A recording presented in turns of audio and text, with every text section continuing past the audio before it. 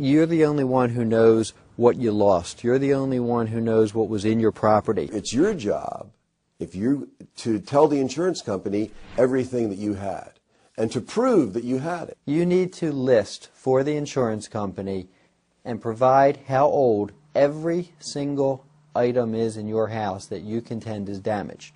That could be clothing, furniture, linens, collectibles, books.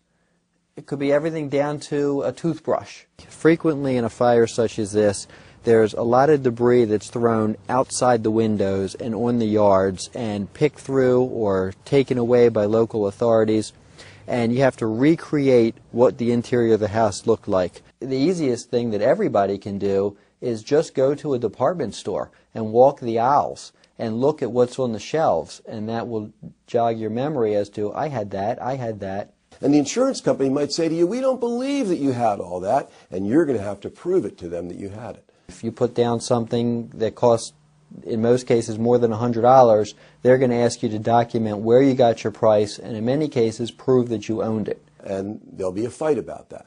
And you might have to go and sit in a lawyer's office, and you might have to account for, did you actually buy that merchandise? Did you, where are your receipts? Most people don't keep their original receipts, which is a favorite technique of insurance companies to say, where are your receipts? If you don't have any receipts, if you can't prove you bought it, any of this stuff, then we're going to tend to not believe it, any of it. The best way to document a loss is to actually document it before you have the loss. One of the best things to do is to go around with a video camera around your house and tape everything and look at all the items and pull them out of drawers.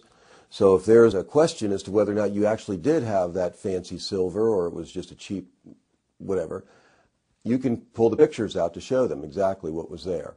And you don't have to test your memory, you can just look at the photographs. As much as you can do beforehand to catalog the things that are valuable and important to you, you should do that in advance.